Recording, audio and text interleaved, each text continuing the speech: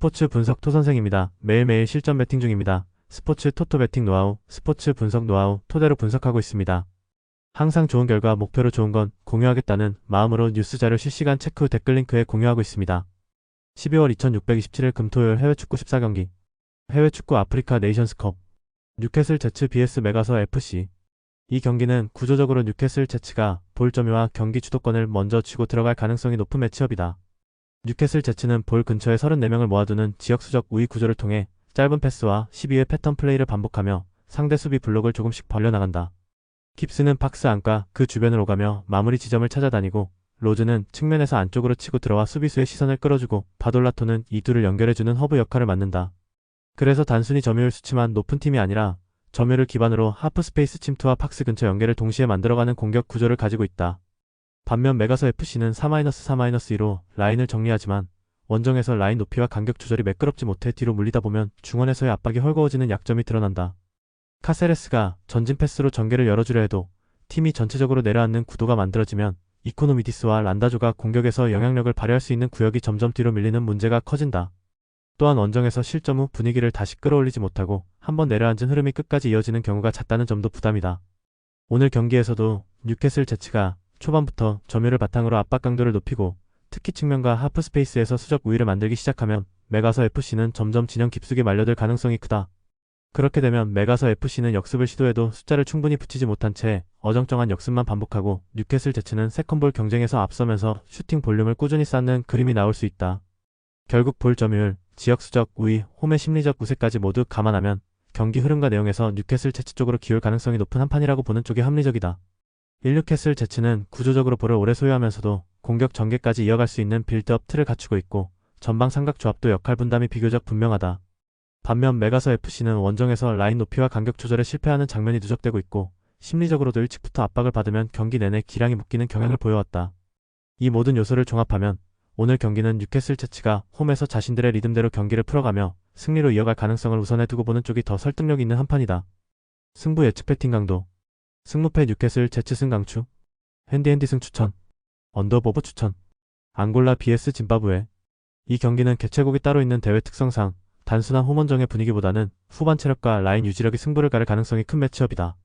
앙골라는 4-3-3 구조 속에서 은발라, 은졸라와 젤손 달라, 프레디를 축으로 전개와 마무리를 명확하게 나눠둔 팀이다.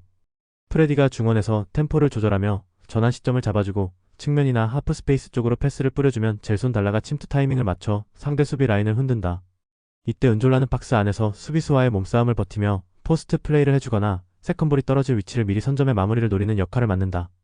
반면 짐바브웨는 4-1-4-1 블록을 유지하며 초반에는 일정 수준의 수비 조직력을 보여주지만 시간이 지날수록 세컨볼 경합과 수비 지역 커버링이 동시에 늦어지는 패턴이 뚜렷하다.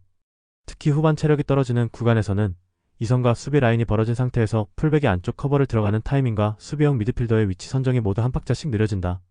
그 결과 단순한 측면 크로스 상황에서도 박스 안에서의 경합볼 처리에 실패하거나 박스 바깥으로 흘러나온 세컨볼을 상대에게 연달아 허용하는 장면이 이어진다. 앙골라 입장에서는 바로 이 후반 구간을 노릴 가능성이 크다. 은발라 은졸라와 젤손 달라가 후반 승부처에서 적극적으로 라인을 밀어붙인다면 지친 짐바브웨 수비수들을 상대로 더 많은 세컨볼과 마무리 기회를 만들어낼 수 있다. 젤손 달라가 측면에서 안쪽으로 좁혀 들어오며 하프 스페이스를 공략하고 은졸라가 중앙에서 수비수를 끌고 다니는 장면이 반복되면 짐바브웨의 수비 라인은 선택을 강요당하게 된다. 한쪽을 막으려 라인을 좁히면 반대 측면의 공간이 열리고 넓혀서면 박스 안에서 은졸라에게 유리한 경합 상황이 더 자주 발생하는 딜레마가 생긴다. 여기에 짐바브웨의 세컨볼 대처가 늦어지는 흐름까지 겹치면 단순한 크로스 하나만으로도 두세 번의 슈팅 찬스를 만들어낼 수 있는 그림이 나온다. 결국 이 경기는 후반 체력 저하, 세컨볼 경쟁력 라인 간격 관리라는 세 가지 요소를 누가 더 잘 가져가느냐에 따라 결과가 갈릴 가능성이 크다. 이 구조를 놓고 보면 후반에 라인을 밀어붙이며 지친 수비를 상대로 쐐기골을 노릴 수 있는 앙골라 쪽이 승부 설계에서 확실히 더 유리한 입장이다. 이 경기는 복잡한 전술보드보다 후반 체력과 세컨볼 경쟁력의 차이가 얼마나 극명하게 드러나느냐가 핵심이다.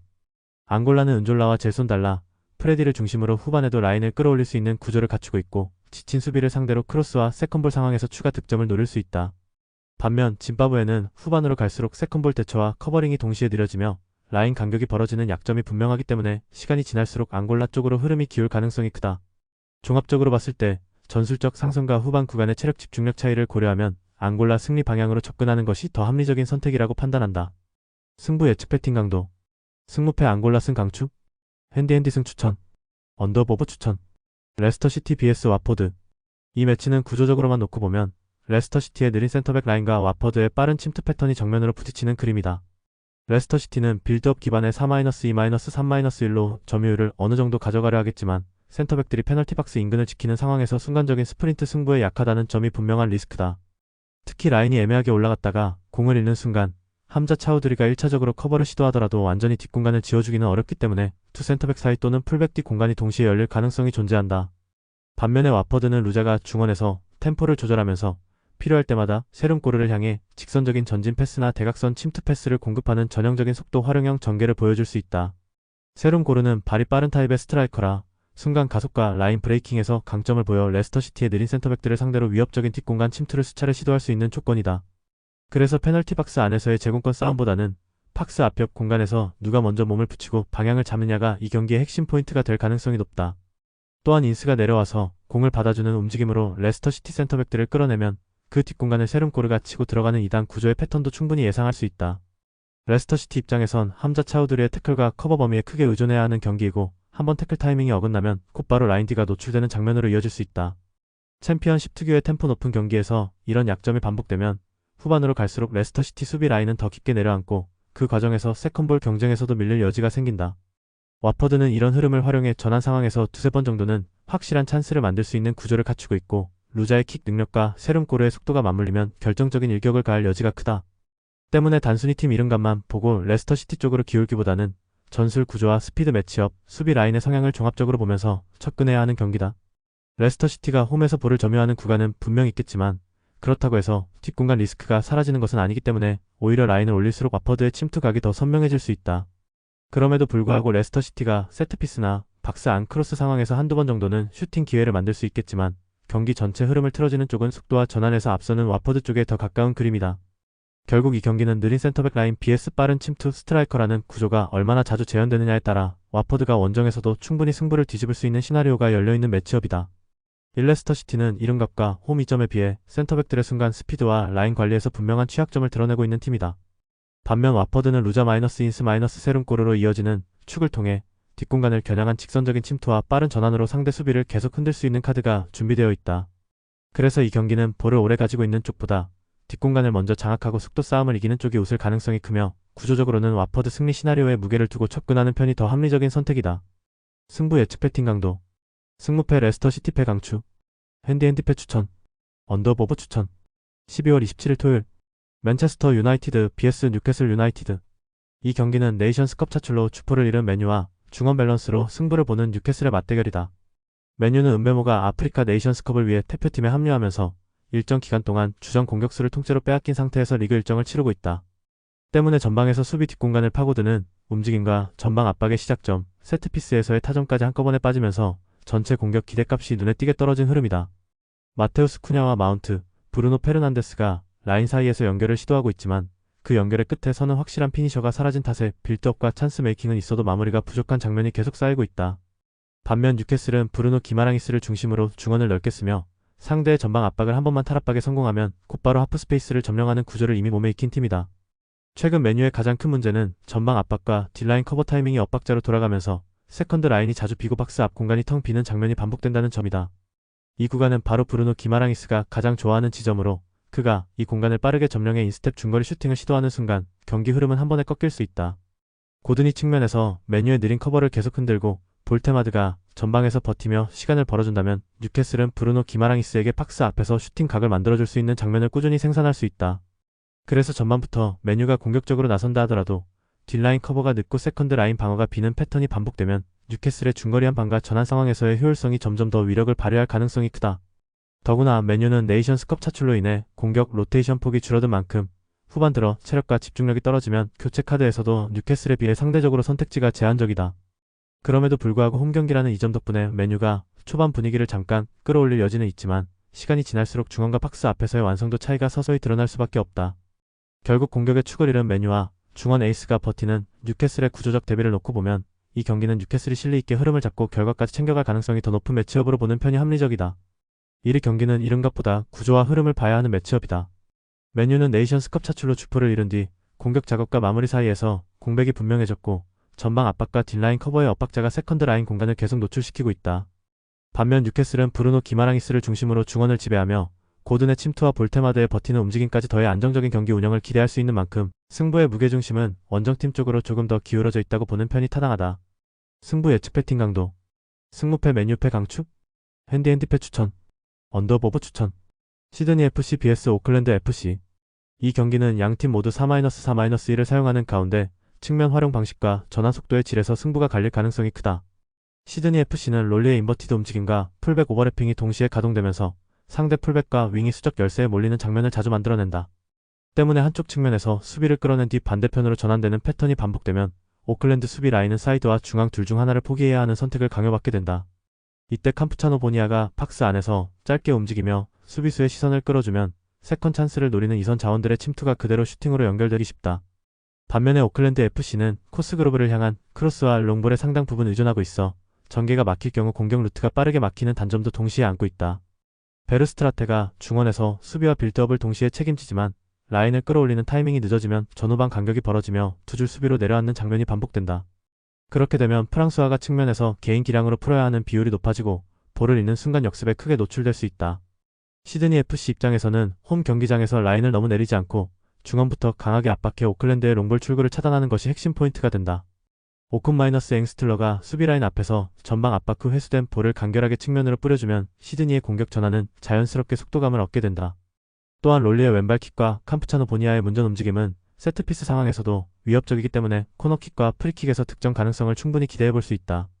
오클랜드는 코스그로브의 제공권을 살려 세트피스에서 맞불을 놓겠지만 두 번째 볼 경쟁에서 밀릴 경우 역으로 상대에게 추가 공격 기회를 허용할 위험이 크다. 체력적인 부분에서도 장거리 원정 부담이 있는 쪽은 오클랜드 FC이기 때문에 후반으로 갈수록 라인 간격 유지와 압박 강도에서 균열이 생길 가능성을 배제할 수 없다. 시드니 FC가 홈 관중의 응원을 등에 업고 초반부터 템포를 끌어올리면 오클랜드는 자연스럽게 자신의 진영 깊숙이 내려서며 간격을 좁힐 수밖에 없다. 그렇게 블록이 내려앉는 순간부터는 박스 주변에서의 세밀한 패스워크와 이선의 침투 타이밍이 승부를 가르는 요인이 된다. 전반적으로는 시드니 FC가 전환 속도와 측면 활용, 세트피스 활용 능력에서 앞서 있기 때문에 경기 흐름 전체를 주도할 가능성이 더 높아 보인다. 다만 코스그로브의 타깃 플레이한 방과 세트피스 상황에서의 집중력만큼은 항상 변수로 남아있어 수비 집중력을 잃지 않는 것이 시드니 FC에게 중요하다. 큰 틀에서는 시드니 FC가 주도하고 오클랜드가 버티는 구도로 흘러가되 시간이 지날수록 홈팀의 공격 시도가 점점 더 무게를 실어가는 그림을 예상할 수 있다. 1. 시드니 FC는 측면에서 시작되는 공격 패턴과 전환 속도의 우위를 바탕으로 코스그로브 중심의 직선적인 공격에 의존하는 오클랜드를 강하게 흔들 수 있는 구도다. 오클랜드 FC가 코스그로브의 제공권과 프랑스와의 개인 기량으로 버티려 하겠지만 중원 템포와 두 번째 찬스 관리에서 밀리는 순간부터는 수비 블록이 계속해서 뒤로 밀릴 수밖에 없다. 그래서 경기 막판으로 갈수록 시드니 FC의 슈팅 볼륨과 세트피스 상황이 더 자주 나오게 되고 한두 번만 마무리가 정확히 맞아 떨어져도 승부의 추가 시드니 FC 쪽으로 기울어질 여지가 충분하다. 전술적인 상승과 홈 경기장의 분위기 그리고 승점이 필요한 상황까지 종합하면 시드니 FC 승리 쪽에 무게를 두는 선택이 보다 현실적인 방향으로 보인다. 승부 예측 배팅 강도. 승무패 시드니 FC 승 강추. 핸디 승 추천. 언더보브 추천. 애들레이드 vs 웨스턴 시드니. 이 경기는 시작부터 지리적 조건이 애들레이드 쪽으로 기울어 있는 승부다. 호주의 주요 도시가 밀집한 시드니 멜버른 축에서 애들레이드까지의 거리는 약 1165km에 달하며 서울에서 부산까지 약 325km인 것을 감안하면 이동 자체가 한 번의 장거리 원정 프로젝트에 가깝다. 그래서 웨스턴 시드니 선수단 입장에서는 비행 이동과 시차 없는 장거리 이동이 겹치면서 훈련과 회복 루틴이 미세하게라도 흔들릴 수밖에 없는 환경이다. 반면에 애들레이드는 익숙한 홈경기장과의 일정 루틴 속에서 준비할 수 있기 때문에 워밍업 단계부터 몸의 반응과 템포가 한 박자 빠르게 올라올 가능성이 높다. 전술적으로도 홈팀 애들레이드는 4-4-2 블록을 단단히 세운 뒤 요바노비치를 축으로 두클리가 측면에서 라인을 깨뜨리고 알라기치가 중원에서 끊어내는 공을 전방으로 바로 연결하는 구조가 잘 정리되어 있다. 이 때문에 웨스턴 시드니가 빌드업을 길게 가져가려 하면 중원에서 압박을 막고 끊기는 장면이 나올 확률이 높고 그 순간부터는 애들레이드가 세컨볼과 전환 국면을 주도하는 흐름이 예상된다.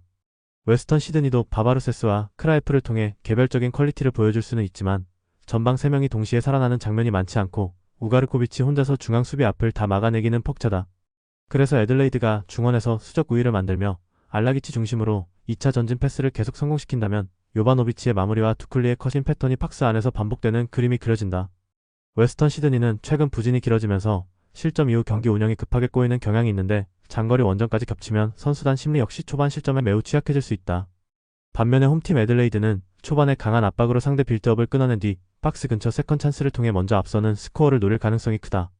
그럼에도 불구하고 웨스턴 시드니가 완전히 힘이 빠진 팀은 아니기 때문에 세트피스 한두 번 정도의 반격 찬스는 열어두고 봐야 한다. 하지만 전체적인 경기 흐름을 놓고 보면 애들레이드가 중원 활동량 측면, 스피드온 관중의 에너지를 모두 등에 업고 주도권을 쥘 확률이 훨씬 높다.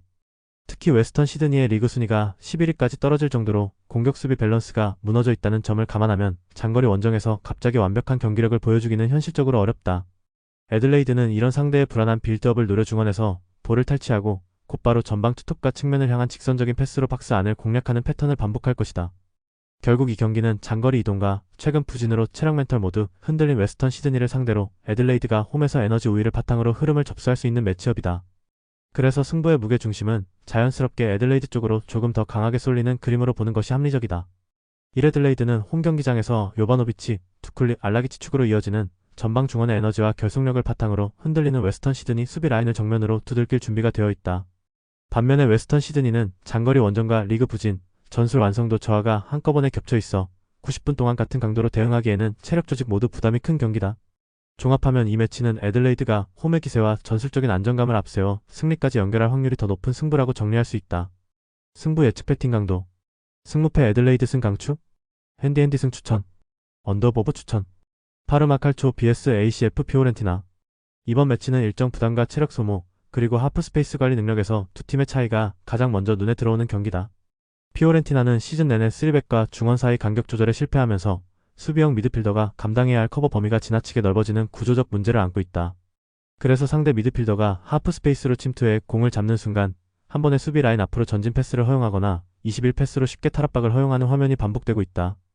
반면 파르마는 세리에어 일정에만 집중하고 있어 전방 압박과 역습 전환에서 체력적으로 여유가 있는 편이고 후반에도 압박 강도를 유지할 수 있다는 점에서 분명한 이점을 가진다. 아드리안 베르나베는 바로 피오렌티나가 비워두는 하프 스페이스를 정조준할 수 있는 자원으로 이 공간에서 공을 잡는 순간 경기의 템포를 완전히 자기 쪽으로 끌고 올 수 있는 플레이메이커다.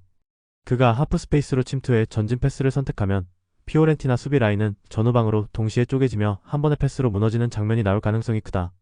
또한 파르마의 3백은 펠레그리노와 오르도네스를 중심으로 라인 간격을 비교적 안정적으로 유지하고 있어 모이스킨에게 들어가는 롱볼이나 직접적인 침투 패스를 크게 허용하지 않으려는 흐름을 유지할 수 있다. 피오렌티나 입장에서는 컨퍼런스 리그까지 병행하는 강행군 속에서 전방 압박을 강하게 유지하기가 쉽지 않고 결국 수비 라인을 보호해줄 중원 압박이 더 헐거워질 수밖에 없다. 그래서 시간이 지날수록 피오렌티나의 수비형 미드필더는 좌우로 끌려다니며 12, 13 구도를 감당해야 하는 장면이 늘어나고 그 순간마다 베르나베와 파르마의 이선 자원들이 자유롭게 전진할 여지가 생긴다. 파르마는 이런 구조적 장점을 활용해 초반에는 안정적인 빌드업으로 경기 리듬을 잡고 중후반으로 갈수록 하프 스페이스와 측면을 번갈아 공략하며 피오렌티나의 체력을 갉아먹는 플랜을 가져갈 가능성이 높다. 그럼에도 피오렌티나가 개인기 위주의 한 번에 터지는 장면을 만들어낼 수 있는 팀이라는 점은 감안해야겠지만 3백과 중원의 간격 문제가 해결되지 않는 한 시점 위험은 계속해서 남게 된다. 결국 체력과 일정, 전술 구조를 모두 감안했을 때 이 경기는 파르마가 전진 패스 완성도와 라인 밸런스에서 앞서며 경기 흐름을 조금씩 자기 쪽으로 끌고 갈 가능성이 크다고 보는 편이 합리적이다.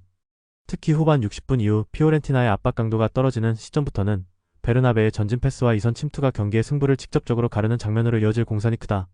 1. 피오렌티나는 3백 구조와 중원 압박의 불안이 겹치면서 리그와 컵 대회를 병행하는 강행군 속에서 실점 패턴을 전혀 끊어내지 못하고 있다. 반면 파르마는 세리에어 일정에 집중하며 체력적으로 여유를 확보한 상태에서 베르나베를 중심으로 하프 스페이스와 전진 패스를 활용하는 공격 패턴을 단계적으로 완성해 나가고 있다. 그래서 이번 경기는 피오렌티나가 또다시 라인 간격 문제와 체력 부담에 발목을 잡힐 가능성이 크고 에너지 우위와 전술 상성을 모두 쥔 파르마 승리 쪽으로 시나리오를 그리는 선택이 더 설득력 있어 보인다. 승부 예측 배팅 강도. 승무패 파르마 승 강추? 핸디핸디 승 추천. 언더보브 추천. 노팅엄 포레스트 vs 맨체스터 시티. 이 경기는 전형적인 실리축구 vs 압도적 전방 압박 구도로 노팅엄이 얼마나 오래 버틸 수 있느냐가 핵심 변수다. 노팅엄은 4-2-3-1을 통해 더블 피벗으로 중앙을 막고 이고르 제수스의 버티기를 활용해 빠른 역습을 노리겠지만 상대가 맨시티라는 점을 고려하면 공격으로 전환할 수 있는 횟수 자체가 제한적일 수밖에 없다.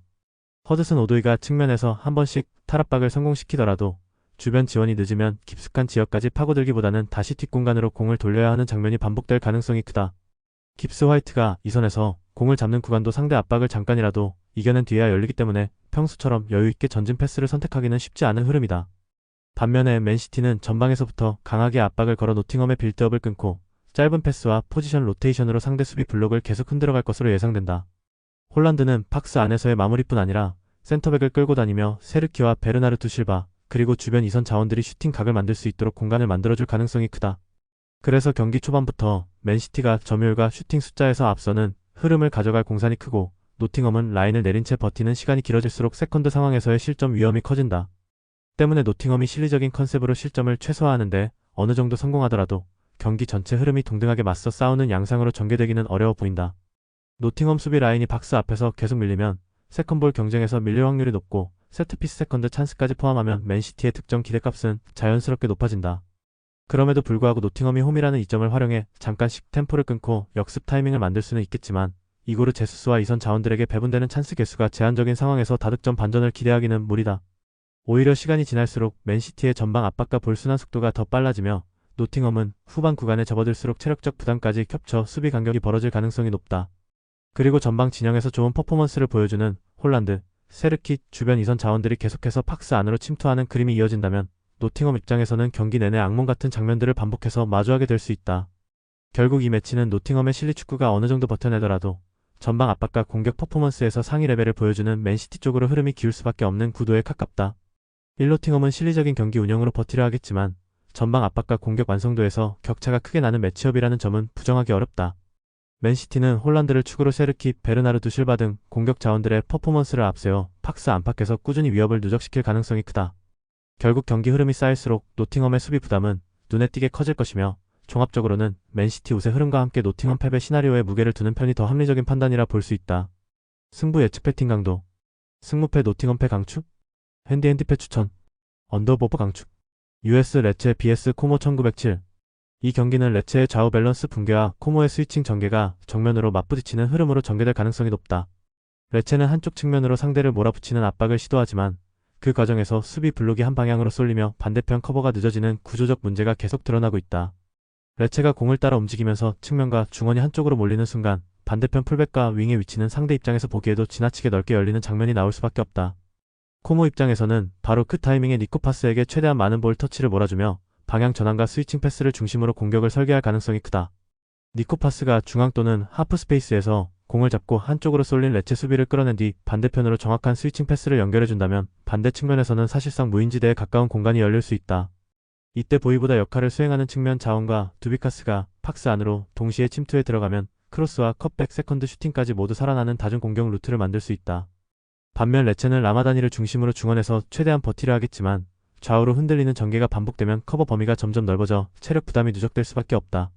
그래서 전반에는 어느 정도 버티는 흐름이 나올 수 있어도 시간이 지날수록 스위칭 한 번에 라인 간격이 무너지고 페널티 박스 앞에서 니코파스에게 슈팅 각과 패스 루트가 동시에 열리는 장면이 늘어날 가능성이 높다. 레체의 공격은 카마르다의 피지컬과 테테 모렌테의 돌파를 통해 직선적인 위협을 만드는 쪽에 가깝지만 빌드업 단계에서부터 안정적으로 전개되는 코모의 구조를 상대하기엔 패턴 다양성에서 밀리는 인상이 강하다. 게다가 레체의 좌우 쏠림 문제가 해결되지 않은 상태에서 코모가 침착하게 템포를 조절하며 스위칭 타이밍만 노린다면 홈팀 입장에서는 어느 순간부터 수비수와 미드필더 사이 거리 조절이 되지 않는 구간이 길어질 수 있다. 그렇기 때문에 이 경기는 레체의 홈 경기라는 요소를 감안하더라도 전술적인 완성도와 전환 효율성 측면에서는 코모가 한 발 앞서 있는 매치업으로 보는 쪽이 합리적이다. 코모는 니코파스를 중심으로 좌우폭을 넓히며 상대 블록을 지치게 만드는 스타일이라 경기 후반으로 갈수록 레체의 수비 집중력이 흔들릴 여지가 더 커진다. 레체도 세트피스나 카운터 한두 번 정도는 찬스를 만들 수 있지만 전체적인 흐름을 바꾸기에는 공격 패턴의 완성도와 안정감 차이가 분명하다. 결국 좌우 밸런스와 스위칭 전개의 효율성을 기준으로 보면 이 경기는 코모가 틈을 찾아 결과까지 가져갈 구도에 가까운 경기라고 판단할 수 있다. 1레체는 개별 수비수의 투지와 박스 안 집중력에 비해 좌우 밸런스와 반대측 커버 타이밍에서 드러나는 구조적인 불안이 해소되지 않은 모습이다. 반면 코모는 니코파스를 중심으로 한 방향 전환과 스위칭 패턴이 잘 정리되어 있어 적은 기회에서도 효율적으로 찬스를 뽑아낼 수 있는 설계가 갖춰져 있다. 그래서 이 경기는 레체가 홈에서 버티는 흐름보다는 코모가 전술적인 우위와 공격 효율성을 앞세워 결과를 가져갈 가능성을 더 높게 평가하는 그림이다. 승부 예측 배팅 강도 승무패 레체패 강축 핸디패 추천 언더보버 추천 토리노 FC vs 칼리아리 칼초 이 경기는 토리노의 템포 조절 능력과 칼리아리의 전진 패스 타이밍 문제를 정면으로 비교해 볼 수 있는 매치업이다. 토리노는 블라시치를 중심으로 중원에서 패스 스피드를 끌어올리고 지오반니 시메오네의 침투와 카사데이의 이선 가담을 동시에 활용해 수비 라인과 미드필더 라인 사이의 공간을 공략하는 구조를 가져갈 가능성이 크다. 블라시치가 빠른 템포로 패스를 전개해주면 수비 블록이 완전히 정렬되기 전에 볼이 한 번 더 전진하면서 자연스럽게 수비 라인 사이 간격이 벌어지고 그 틈을 시메오네가 파고드는 장면을 기대할 수 있다. 카사데이는 이 틈 사이를 따라 올라가 세컨 찬스를 노리는 움직임을 가져가며 커트된 공이 흘러나오는 지점에서 중거리 슈팅이나 측면 연결로 다시 공격을 이어가기 때문에 토리노 입장에서는 박스 앞에서 계속 압박을 거는 형태의 공격이 가능하다. 반면에 칼리아리는 빌드업 자체는 나쁘지 않지만 전진 패스를 언제 찔러 넣을지에 대한 합의가 맞지 않아 결국 공격 흐름이 끊기고, 그래서 상대 수비가 라인과 간격을 정리할 시간을 충분히 확보한다는 점이 치명적인 약점으로 작용하고 있다. 폴로른쇼가 몸으로 버티며 전진을 시도하다가도 패스 타이밍을 놓치면 에스포지토가 받아야 할 공간이 이미 막혀있고, 그 순간 보렐리의 움직임도 수비수들에게 읽히면서 위협이 반감되는 그림이 자주 나온다. 세리에어 특유의 조직적인 수비를 상대할 때 이런 전진 타이밍 문제는 더 크게 부각되며, 특히 토리노처럼 수비 블록을 만들고 나서 역으로 템포를 올려나가는 팀을 상대로는 공격 효율이 급격히 떨어진다. 토리노는 홈에서 라인을 적당히 끌어올리며 중원 압박을 섞어 쓸 것이고, 공을 탈취하는 순간 블라시치가 한 번에 방향을 전환해 측면이나 중앙으로 빠르게 전개하는 장면을 반복해서 만들 수 있다. 이렇게 되면 칼리아리는 수비에서 공격으로 나가는 구간에서 실수를 한 번만 해도 곧바로 역습 상황을 허용하면서 박스 압수적 열세에 놓이는 부담을 안게 된다. 그래서 이 경기는 토리노가 전개 템포를 주도권 도구로 활용해 칼리아리가 수비 블록을 다시 정비할 틈을 주지 않으면서 점점 더 상대 진영에서 머무는 시간을 늘려갈 가능성이 높다. 물론 칼리아리가 세트피스나 세컨볼 상황에서 한두 번 정도는 위험한 장면을 만들 수 있겠지만, 전체적으로 봤을 때 공격 전개 타이밍이 끊기는 빈도가 높은 팀이기 때문에 90분 동안 꾸준히 토리노 수비를 흔들기에는 설계 자체가 부족해 보인다.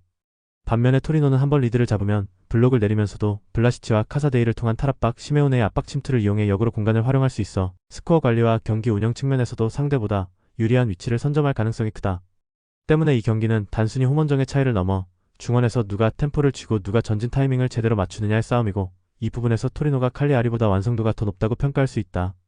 결국 전진 패스 타이밍과 템포 조절에서 앞서는 쪽이 세트피스 외 일반 상황에서도 꾸준히 찬스를 누적할 수 있기 때문에 구조적으로는 토리노 승리 쪽으로 기울어진 흐름을 그려보는 것이 자연스럽다. 일칼리아리는 아이디어가 전혀 없는 팀은 아니지만 전진 패스 타이밍이 어긋나면서 스스로 공격 템포를 끊어먹는 장면이 반복되고 있어 조직적인 수비를 상대로는 한계가 분명해 보인다. 반면 토리노는 블라시치의 템포 조절과 지오반니 시메오네의 침투, 카사데이의 왕성한 활동량이 맞물리면 수비 블록 사이를 찢어내며 꾸준히 찬스를 누적할 수 있는 패턴을 갖추고 있다. 그래서 이 경기는 세밀한 전개와 템포 조절에서 한 수위인 토리노가 홈 이점까지 등에 업고 승리로 연결할 가능성이 더 높은 흐름이라고 정리할 수 있다. 승부 예측 배팅 강도. 승무패 토리노 승 강추? 핸디 승 추천. 언더 오브 언더 강추. 이집트 vs 남아공. 이 매치는 단순한 에이스 맞대결이 아니라 중원 스위칭 속도와 방향 전환 타이밍에서 어느 쪽이 먼저 주도권을 쥐느냐가 승부의 핵심이다. 이집트는 살라와 에맘 아슈르를 중심으로 전개축을 유연하게 바꾸면서 좌우와 중앙을 번갈아 두드리는 방식으로 상대 수비 블록을 흔들 준비가 되어 있다. 마르무시의 직선적인 침투와 살라의 컷신이 동시에 가동되면 남아공 수비는 한쪽으로 쏠린 시선을 되돌리는데 계속해서 지연이 발생할 수밖에 없다. 특히 살라와 아슈르가 공을 받는 지점이 하프 스페이스와 이선 중앙에 걸쳐 형성되면 남아공의 더블 볼란치는 어느 방향을 우선적으로 막을지 선택부터 꼬이게 된다. 남아공은 포스터를 향한 전개에 비중을 둔 나머지 공격 방향을 바꿔야 하는 타이밍에 볼을 너무 오래 소유하며 상대 수비가 전열을 정비할 시간을 스스로 제공하고 있다. 이 흐름이 반복되면 이집트는 세컨볼 경합에서 우위를 바탕으로 점유율 뿐 아니라 위협 지역에서의 터치 숫자까지 늘려가며 경기 주도권을 자기 쪽으로 끌어당길 가능성이 크다. 또한 이집트의 수비 라인은 무리한 전진보다는 라인 간격 유지에 집중하면서 중원에서 한번 걸러낸 뒤 살라의 역습 루트로 빠르게 탈출하는 시나리오를 준비할 것이다. 남아공 입장에서는 템포를 한 단계 끌어올려야 할 구간에서조차 안정적인 패스만 선택하는 순간이 많아 공격 전개가 단조롭고 예측 가능한 패턴으로 고착될 위험이 크다. 그렇기 때문에 경기 시간이 지날수록 중원에서의 스위칭 속도와 방향 전환 능력의 차이가 그대로 누적되며 라인 간격 관리에서도 이집트와 남아공의 간극이 확대될 가능성이 높다. 후반으로 갈수록 체력 저하와 함께 남아공의 수비 집중력이 떨어지면 살라와 아슈르가 템포를 한 번 더 끌어올리는 타이밍마다 박스 주변에서 결정적인 장면이 연속해서 나올 수 있다. 반면 남아공은 세컨볼에서 뒤처지는 상황이 계속되면 역습 시도조차 짧게 끊기며 수비 시간만 길어지는 악순환에 빠질 위험이 있다. 결국 이 경기는 어느 팀이 더 많이 뛰느냐의 문제가 아니라 어느 팀이 더 빠르고 정확하게 방향을 바꾸고 세컨볼을 자기 발밑에 두느냐의 경기다. 그럼에도 전체적인 전술 구조와 템포 조절 능력, 그리고 에이스의 영향력까지 감안하면 이집트 쪽이 남아공보다 훨씬 안정적인 승부 플랜을 가지고 있다고 보는 편이 합리적이다. 1위 경기는 단순한 이름값 대결이 아니라 중원 스위칭 속도와 방향 전환 능력에서 누가 주도권을 쥐느냐가 승부의 핵심이다. 이집트는 살라와 에맘 아슈르가 템포를 끌어올리는 순간마다 남아공 수비 라인의 간격을 무너뜨릴 수 있는 전술적 구조를 갖추고 있고 세컨볼 경쟁에서도 한 박자 빠른 반응을 보여줄 가능성이 크다. 반면 남아공은 볼 소요 시간은 길지만 결정적인 순간에 방향 전환이 늦어 공격 수비 모두에서 리듬을 잃기 쉬운 흐름이라 90분 전체를 놓고 보면 이집트 승리 쪽 기대값에 무게를 두는 것이 더 합리적인 선택이다. 승부 예측 배팅 강도. 승무패 이집트 승 강추? 핸디 승 추천. 언더 추천. 잠비아 vs 코모로스. 이번 경기는 단순한 전술 싸움이라기보다 빌드업의 완성도와 전방 압박의 질에서 격차가 얼마나 날지에 초점을 맞춰봐야 하는 승부다. 잠비아는 4-2-3-1 구조 안에서 다카와 파숑 사칼라가 높은 위치에서 압박 라인을 형성하고 캉화가 그 뒤에서 세컨볼을 정리해주는 식으로 전방 압박과 전환 속도를 한 세트처럼 묶어 운영한다. 다카는 수비수의 등 뒤로 계속 파고들며 뒷공간을 노리다가도 상대 센터백이 등지고 공을 받는 타이밍에 맞춰 앞으로 튀어나와 압박을 걸어 실수를 끌어내는 움직임이 돋보인다. 파숑 사칼라는 윙과 하프 스페이스를 오가며 압박 각도를 비틀고 패스 코스를 반쯤 막아놓은 상태에서 몸을 던지듯 태클과 인터셉트를 시도해 상대가 패턴을 펼치기도 전에 템포를 끊어버리는 역할을 맡는다. 캉화는 탈취 직후 공격 방향을 미리 설정해둔 것처럼 측면이나 하프 스페이스로 빠르게 전환 패스를 넣어주며 수비 성공 이후 곧바로 슈팅으로 이어지는 공격 턴을 만들어내는 연결골이다. 반면 코모로는 후방 빌드업을 지향하지만 첫 터치 방향 전환과 몸의 각도 조절이 떨어져 강한 압박만 들어오면 공을 제대로 숨기지 못한 채 정면에서 압박에 찍혀버리는 장면이 반복된다. 사이드와 셀레마니, 모하메니가 공격 전개에 관여하고 싶어도 후방에서부터의 패스가 불안하니 공을 받는 위치가 계속 낮아지고 자연스럽게 상대 박스 근처에서의 위협적인 장면이 줄어드는 악순환이 이어진다. 그래서 오늘 경기에서는 잠비아의 전방 압박이 단순한 수비 전술이 아니라 곧 공격의 시발점이 되는 구조로 작동할 가능성이 높다. 전방에서 다카와 사칼라가 압박각을 정확히 잡아 상대 센터백과 수비형 미드필더를 몰아넣는 순간 코모로의 후방 빌드업은 실수 한 번이 곧 실점으로 직결되는 구간으로 변질될 수 있다. 코모로 입장에서는 라인을 올리기도 애매하고 그렇다고 뒤에서 천천히 풀어나가자니 잠비아의 압박에 말려 들어갈 위험이 커지는 딜레마를 안고 경기에 들어가야 한다. 반면 잠비아는 실책을 그냥 흘려보내지 않고 압박 성공 이후 곧바로 슈팅까지 이어가는 결단력을 갖추고 있어 경기 흐름을 자신들이 원하는 템포로 끌고 갈 수 있는 재료가 충분하다. 그래서 시간이 지날수록 잠비아의 압박 강도와 코모로의 빌드업 불안이 겹치면서 경기의 무게추는 자연스럽게 잠비아 쪽으로 기울 가능성이 크다. 결국 이 경기는 어느 팀이 더 잘 조직된 전방 압박을 통해 후방 빌드업을 무너뜨리느냐 그리고 그 실수를 득점으로 연결할 수 있는 냉정함을 갖추고 있느냐가 승부를 가를 것이다. 그 흐름을 모두 감안하면 잠비아가 전방 압박과 실책 유도 능력을 앞세워 경기 전체를 주도할 시나리오에 무게가 실린다. 1위 경기는 단순히 이름값이 아니라 전방 압박의 조직력과 후방 빌드업의 완성도가 그대로 드러나는 승부가 될 것이다. 잠비아는 다카와 파숑 사칼라, 캉화로 이어지는 12선 압박 라인이 빌드업 라인을 틀어막으면서 상대 실수를 먹고 자라는 공격 전개를 펼칠 준비가 되어 있다. 코모로는 기술적인 한계와 첫 터치 퀄리티 부족의 압박 강도가 높은 팀을 만났을 때 치명적인 약점으로 드러날 수밖에 없고 그 약점을 잠비아가 집요하게 파고들 가능성이 크다. 종합적으로 보았을 때 전방 압박의 질과 실책을 득점으로 연결하는 냉정함에서 앞서는 잠비아가 이번 경기에서 웃을 확률이 확실히 더 높아 보인다. 승부 예측 배팅 강도. 승무패 잠비아 승 강추? 핸디 승 추천. 언더보버 추천. 모로코 vs 말리. 이번 경기는 단순한 공격력 비교가 아니라 수비 라인의 간격 관리와 스루 패스 타이밍에서 누가 더 완성도 높은 그림을 그리느냐가 핵심이다. 모로코는 개최국이라는 이점을 바탕으로 초반부터 중원 라인을 높게 설정해 말리의 후방 전개에 압박을 걸고 주도권을 쥐려할 가능성이 크다. 라이미는 왼쪽 측면에서 안으로 파고들며 풀백과 센터백 사이의 공간을 파고들고 브라임 디아즈는 하프 스페이스에서 받는 움직임으로 말리 수비의 시선을 계속 흔들어 놓을 것이다. 이 과정에서 말리 중앙 수비 한 명이 전진해 패스를 끊으려 나서는 순간 엘 아이나위는 그 뒤에 생기는 빈 공간을 정확히 겨냥해 스루 패스를 찔러 넣는 패턴을 반복하려 할 것이다. 말리는 투레를 향한 롱볼과 세트피스를 통해 한 방을 노리겠지만 상가레와 더블 볼란치가 전개 단계에서 보여주는 패스 선택의 폭이 넓지 않아 공을 오래 소유하기보다는 쉽게 뺏기는 시간이 많아질 수 있다. 그래서 전반 흐름만 놓고 보면 모로코가 점유율과 하프라인 근처 압박에서 우위를 점하며 박스 앞 중거리 슛과 측면에서의 컷백 장면을 꾸준히 만들어갈 가능성이 크다. 말리 입장에서는 수비 블록을 최대한 낮추고 버티면서 역습 한두 번의 승부를 걸어야 하지만 수비 라인의 전진과 후퇴가 들쭉날쭉한 약점 때문에 완전히 잠그고만 버티는 운영도 쉽지 않다. 후반으로 접어들면 교체 자원에서 차이가 더 크게 느껴질 수 있다. 모로코는 벤치에서 들어오는 공격 자원들을 활용해 측면 돌파와 박스 침투를 계속 이어갈 수 있는 반면 말리는 교체 이후에도 전체적인 경기 운영이 나아지기보다는 체력 저하를 막는 정도에 그칠 가능성이 높다. 이 시점에서 모로코는 서두르지 않고 중원에서 공을 돌리며 템포를 조절하다가 말리 수비가 잠깐 앞으로 쏠리는 순간에만 다시 직선 패스를 선택해 결정적인 찬스를 노릴 것이다. 점수차가 크게 벌어지지 않더라도 경기 흐름과 공간 장악 측면에서는 모로코가 꾸준히 우위를 유지하는 양상이 그려진다. 말리가 뒤지는 상황에서 라인을 올려 승부수를 던지게 되면 이미 불안한 중앙 수비의 간격 문제는 더 크게 드러나고 역습 한두 번의 추가 실점을 허용할 위험까지 안고 가야 한다. 전술적인 상성, 라인 간격 관리, 교체 자원 두께, 캐체국이라는 심리적 요소까지 모두 고려하면 시간이 지날수록 경기의 무게 중심은 모로코 쪽으로 자연스럽게 쏠릴 가능성이 크다. 결국 이 경기는 모로코가 초반부터 주도권을 잡고 한두 번 만들어낸 결정적인 스루패스 찬스를 활용해 앞서 나간 뒤 후반에는 경기 운영으로 승부를 마무리하는 그림이 가장 현실적인 시나리오다. 1위 경기는 결국 어느 팀이 더 촘촘한 수비 간격을 유지하면서 어느 팀이 더 정확한 타이밍의 직선 패스를 선택하느냐의 싸움이다. 모로코는 라이미와 브라임 디아즈의 측면 하프스페이스 공략, 엘 아이나위의 스루패스를 중심으로 말리 수비의 균열을 지속적으로 시험할 수 있는 전술 구조를 갖추고 있다. 말리는 피지컬과 투지를 앞세워 버티려 하겠지만 중앙 수비 라인 조절 문제와 교체 자원 한계를 고려하면 후반으로 갈수록 간격과 집중력이 떨어질 위험이 크다. 종합적으로 보면 캐체국 모로코가 전술적 상승과 선수층 우위를 바탕으로 승리를 가져갈 가능성이 더 높은 한 판이라 판단한다. 승부 예측 배팅 강도. 승무패 모로코 승 강추? 핸디 승 추천. 언더 추천. 베냉 vs 보츠와나. 이 경기는 복잡하게 볼 필요 없이 전환 속도와 라인 간격 관리에서 베냉과 보츠와나의 차이가 얼마나 크게 드러나느냐가 핵심이다. 베냉은 다알메이다가 중원에서 볼을 따낸 뒤 방향 전환과 동시에 전진 패스를 선택하는 성향이 강해 공격 전환이 매우 직선적이고 빠르게 진행된다. 토시는 이 타이밍에 맞춰 수비 라인 뒤로 파고들고 알로코는 측면에서 안쪽으로 좁혀 들어와 하프 스페이스를 노리기 때문에 한 번의 전환으로 수비와 미드필더 사이 간격을 바로 찢어버릴 수 있다. 보츠와나는 볼을 잃은 이후 전환 속도가 한 박자씩 늦고 미드필더들의 폭기 타이밍이 뒤로 밀리면서 수비 라인 앞이 비어버리는 장면이 계속 반복되고 있다. 그래서 역습 상황에서는 수비 숫자가 공격 숫자보다 열세에 놓이고 페널티 박스 앞에서 두 라인이 분리된 채로 슈팅을 허용하는 구조적인 문제가 코착화되어 있다.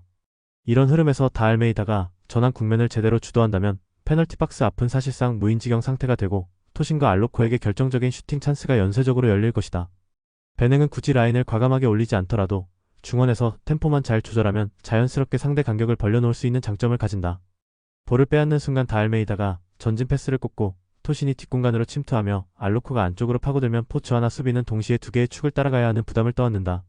이 과정에서 세컨드 볼 역시 베냉 쪽이 유리한 위치를 선점할 가능성이 크고 박스 앞 혼전 상황에서 두세 차례 연속 슈팅 기회가 만들어질 수 있다. 반대로 보츠와나는 케바토를 향한 롱볼과 단조로운 전진 패턴에 많이 의존하고 있어 전개가 끊기는 순간마다 다시 수비 전환에 쫓기는 구도가 반복된다. 중원 라인이 늦게 내려오면 상대 이선 자원들에게 중거리 슈팅과 침투 패스를 동시에 허용하는 악순환이 이어질 수밖에 없다. 결국 이 경기는 어느 팀이 공수 전환에서 간격을 더 촘촘하게 유지하느냐, 그리고 누가 박스 앞 무인지대를 먼저 지배하느냐의 싸움으로 수렴된다. 현재 구조만 놓고 보면 다알메이다가 중심을 잡고 있는 베냉 쪽이 전환 속도 전술 완성도에서 한 단계 더 정돈된 그림을 보여주고 있다. 보츠와나가 간격 문제를 짧은 시간 안에 해결하지 못한다면 베냉의 플레이메이커와 측면 자원들이 그 틈을 파고들며 꾸준히 슈팅 찬스를 만들어낼 가능성이 크다. 그래서 이 경기는 베냉이 전환 국면을 장악하고 경기 흐름을 자기 쪽으로 끌고 갈 수 있는 매치업으로 보는 편이 더 현실적이다. 1위 대결은 이름만 다른 형식상의 구분보다 전환 속도와 간격 관리에서 어떤 팀이 더 완성도를 보여주느냐가 승패를 가를 경기다.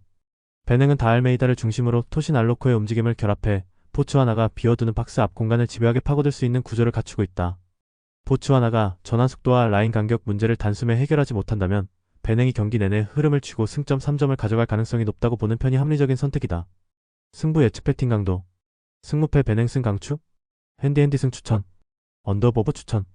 영상 보느라 수고하셨습니다. 항상 좋은 건 공유해서 가치 적중률을 높이고 싶은 마음뿐입니다. 조합은 뉴스 선발 등 체크 고민 후 링크에 공유하고 있습니다. 댓글에 링크 있으니 참고해주세요. 구독과 좋아요 감사합니다.